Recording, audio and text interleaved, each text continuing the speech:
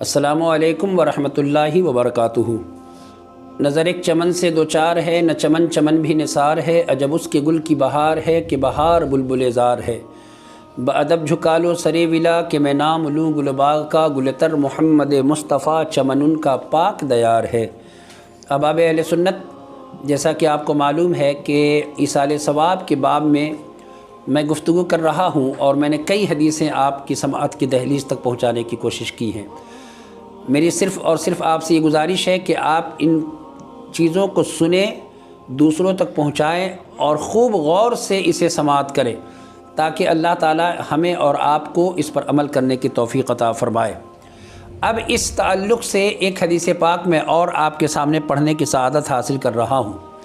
امام طبرانی المعجم الکبیر، امام طبرانی کی 3 کتابیں مشہور ہیں حدیث پاک کی، امام طبرانی کی المعجم الکبیر، المعجم الصغیر، المعجم الاوسط، المعجم الصغیر۔ تو امام طبرانی حدیث پاک لاتے ہیں، امام طبرانی المعجم الکبیر جلد نمبر 5 حدیث نمبر 7906۔ یہ حدیث پاک آپ غور سے سنیں۔ حضرت امامہ باہلی رضی اللہ تعالی عنہ کے وصال کا وقت قریب آیا۔ حضرت امامہ باہلی رضی اللہ تعالی عنہ نے اپنے بیٹے کو بلایا اور بیٹے سے کہا، بیٹے جب مجھے تم قبرستان لے چلو، جب مجھے تم دفن کر دو تو میں ایک وصیت کرتا ہوں، اس وصیت پر عمل کرنا۔ تو بیٹے نے کہا کہ ابا جان آپ مجھے بتائیں، میں عمل کروں گا۔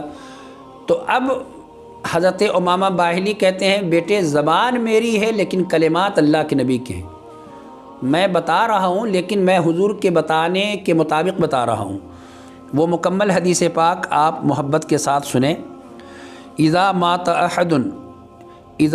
احد من اخوانکم فسویتم التراب علی قبرہ فلیقم احدکم علی رأس قبرہ ثم لیقل یا فلان ابن فلانۃ فإنہ یسمعہ ولا یجب ثم یقول یا فلان ابن فلانۃ فإنہ یستوی قائدا ثم یقول یا فلان ابن فلانۃ فإنہ یقول ارشدنا رحمک اللہ ولکن لا تشعرون۔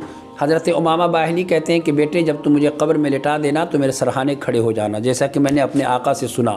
میرے آقا فرماتے ہیں، اذا مات احد من اخوانکم فسویتم التراب علی قبرہ، کہ جب تمہارے میں سے کوئی بھائی انتقال کر جائے تو اس میں کا ایک شخص اس کے قبر کے سرہانے کھڑا ہو جائے اور ہونے کے بعد کیا کرے، اس کو پکارے، یا فلان ابن فلانہ، اس کو آواز دے۔ جب اس کو مٹی ڈال دی جائے، جب اس کی قبر برابر کر دی جائے تو ایک شخص اس کے سرہانے کھڑا ہو جائے اور اس کو کہے، یا فلان ابن فلانۃ۔ وہ شخص جو قبر میں ہے، فإنہ یسمعہ ولا یجب، وہ شخص سنے گا لیکن جواب نہیں دے گا۔ آقا ارشاد فرماتے ہیں، ثم یقول یا فلان ابن فلانۃ، پھر اس کو ایک مرتبہ اور بلاؤ، ہے نا، فإنہ یستوی قائدا، اب وہ سن رہا ہے، جواب نہیں دے گا، اٹھ کے بیٹھ جائے گا۔ دوسری بار جب تم پکارو گے تو وہ اٹھ کے بیٹھ جائے گا۔ پھر آقا ارشاد فرماتے ہیں، پھر تیسری مرتبہ اس کو پکارو، یا فلان ابن فلانۃ، تو اب وہ کیا کہے گا، ارشدنا رحمک اللہ، مجھے کیا کہنا چاہتے ہو، میری کیا رہنمائی کرنا چاہتے ہو، تم مجھے بتاؤ، اللہ تم پر رحم فرمائے۔ اب وہ جو قبر میں لیٹا ہوا مردہ جس کو تم نے ابھی دفن کیا ہے، وہ تمہارے سوال کا جواب دے رہا ہے۔ تو میرے آقا فرماتے ہیں کہ تمہیں شعور نہیں ہے کہ تمہیں کیا کہنا ہے۔ تو پھر میرے آقا فرماتے ہیں کہ اب یہ کلمات تم وہاں پر کہو اس کے سامنے۔ وہ کلمات کیا ہیں، اذکر ما خرجت علیہ من الدنیا شہادت اللہ الہ الا اللہ وان محمدا عبدہ ورسولہ وانک رضیت باللہ ربا وبالاسلام دینا وبمحمد نبیا وبالقرآن اماما۔ اب اس کے سامنے کہو کہ جب تو دنیا سے نکلا تو تمہارا دین کیا تھا، تمہارا کلمہ کیا تھا، اس کو یاد دلاؤ۔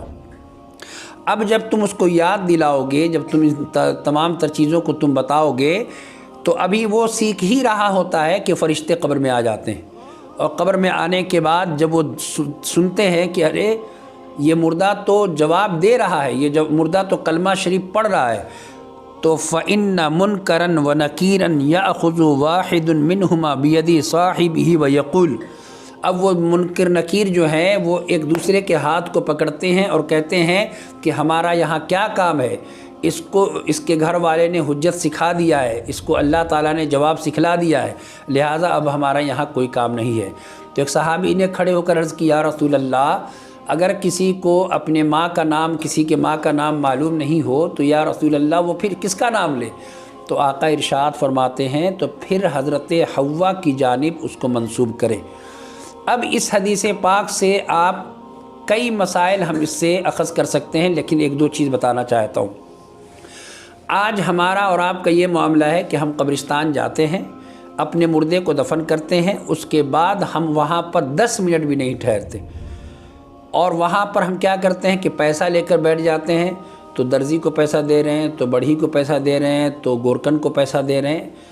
اللہ کے واسطے یہ سب چیزیں بند کیجئے، اور جس کو آپ نے دفن کیا ہے وہ کوئی ہو، آپ کا بیٹا ہو، بھائی ہو، گھر والا ہو، خاندان والا ہو، آپ مسلمان ہیں تو اس کے قبر پر کھڑے ہو جائیے اور اس کو اسی اعتبار سے تلقین کیجئے جس طرح میرے آقا نے فرمایا اور حضرت امامہ باہلی رضی اللہ تعالیٰ عنہ نے اپنے بیٹے کو وصیت کی۔